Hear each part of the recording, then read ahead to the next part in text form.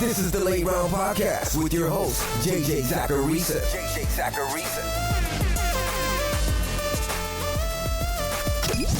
What's up, everyone? It's JJ Zacharisa, the editor-in-chief at FanDuel and at NumberFire.com, and this is episode 314 of the Late Round Podcast, one of the many shows that are part of the FanDuel Podcast Network. Thanks for tuning in. As usual, we're just going to get right to it with this week's 10 trends, but first, I want to remind you guys to enter FanDuel's marquee Sunday Million contest this week.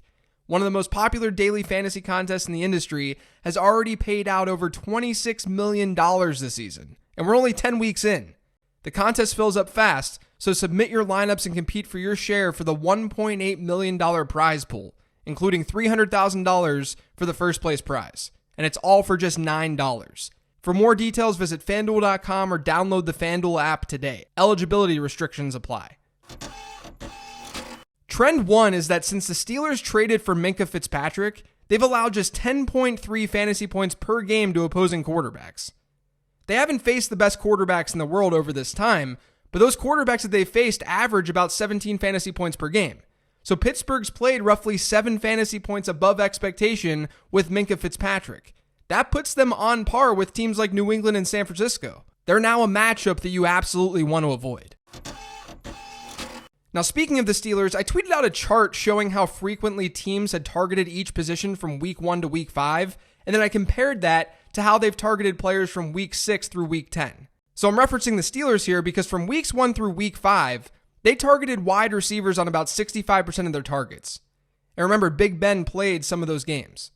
Over the last 5 weeks, that target share has dropped by 13.5%. That's the largest dip for any team's positional group.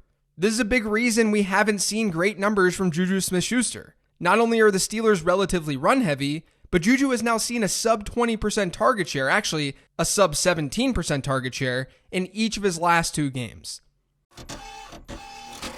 Using that same chart to spot trends this week, the positional group that's seen the largest increase in target share over the last 5 weeks versus the first 5 is unsurprisingly the Chargers tight ends. That's because Hunter Henry returned to action. But just behind the Chargers is the Vikings tight ends. Minnesota tight ends have seen their target share increase by 17.5% over the last 5 weeks compared to the first 5. Kyle Rudolph has low-key not been a bad fantasy asset over the last month. He's had 2 top 4 performances over his last 4 games, and then another one where he ranked as a tight end 11.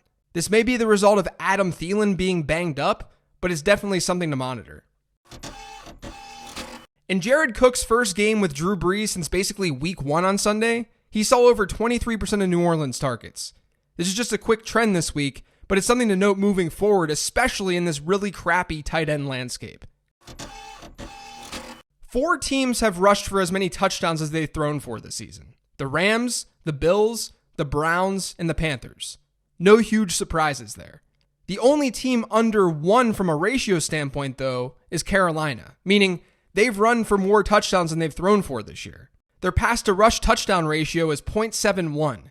The only 2 teams since 2011 with a passing-to-rushing touchdown ratio that low was the Jeff Fisher Rams in 2015 and the Rex Ryan Bills in 2016.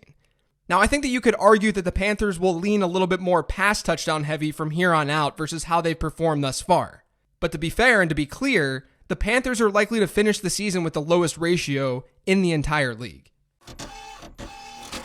Trend 6 is that Mark Ingram hasn't seen more than 60% of Baltimore's running back rushes in a single game since week 5. That's significant because from week 1 through week 5, he hit that mark in 3 of 5 games. During the first 5 games of the year, Ingram was averaging 17.8 PPR points per game. Over his last 4, that's dropped to 11.4. I know I've had Ingram as a sell candidate throughout this year on my 15 Transactions show, mostly because he's overperforming a bit in the touchdown column. But he's now not seeing the workload he was seeing earlier this year. I was going to mention him again this week on the show, but instead I decided to make Ingram one of the 10 trends. Basically, things aren't looking as strong for him as they were earlier this year. With Will Fuller practicing again, I wanted to make one of the trends this week about DeAndre Hopkins. Even though Hopkins has been really strong since week 5, he's ranked wide receiver 17 or better in every week since then, we have to remember that he's been without Will Fuller in the lineup over the last 3 games. Against Indy, Oakland, and Jacksonville over this 3-game stretch, Hopkins has averaged a 36.6% target share per game. In the weeks prior, that was 28%. Hopkins is still a very easy wide receiver 1 through the rest of the season, but there's at least some concern about Will Fuller's impact on DeAndre Hopkins. Russell Wilson has been amazing this year, and he's been one of the best fantasy quarterbacks as well. But even though he's a high-end QB1, his consistency has been really odd. He's ranked outside QB1 territory in weekly scoring 5 separate times, but then he's ranked as a top 5 quarterback 5 different times. So with Wilson, you've either gotten an ordinary performance or he's gone absolutely ballistic. When you look at the other top 5 quarterbacks in points per game, so we're looking at Deshaun Watson, Lamar Jackson, Patrick Mahomes, and Dak Prescott, that really hasn't been the case. Watson has finished outside of QB1 territory in 33% of his games. And remember, Wilson's at 50%.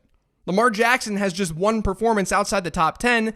Dak Prescott has failed to finish as a QB1 in 22% of his games, and Patrick Mahomes in just 12%. And that was the game where he got hurt against Denver. Now, I'm not saying Russell Wilson isn't helping your fantasy team. He's helping your fantasy team. But the way he's compiled fantasy points this year is a lot different than the other top quarterbacks in fantasy. And I thought that it was interesting. Trend 9 this week is that Todd Gurley hasn't had a double-digit percentage target share in 3 straight games. Going back to the beginning of the season when I initially called this trend out, Rams running backs still have the lowest target share in the NFL this season. And this has played directly into the fact that Gurley's become a touchdown-dependent fantasy asset. He has just one top 10 performance this year in 8 games. Last year in 14 games, he had 11 of them. The final trend this week is that Keenan Allen has seen at least 29% of the Chargers' targets in 3 of his last 4 games. I know a lot of you guys have tilted your faces off after Keenan Allen's awesome start to the year and how he's performed of late. But it's not really a volume problem. It's really just an efficiency and scoring problem. He hasn't found the end zone since his 2-touchdown game all the way back in week 3. We could consider Allen a buy candidate as a result. That's going to do it for today's show, though. Thanks to all of you for listening. If you've yet to subscribe to the Late Round Podcast, make sure you are by searching for it pretty much anywhere podcasts can be found. And don't forget to follow me on Twitter at LateRoundQB. And if you're listening to the show on Apple Podcasts, or if you could just go to Apple Podcasts and leave the show a rating and review, it would be greatly appreciated. Thanks, everyone. Talk to you tomorrow with the Matchup Show.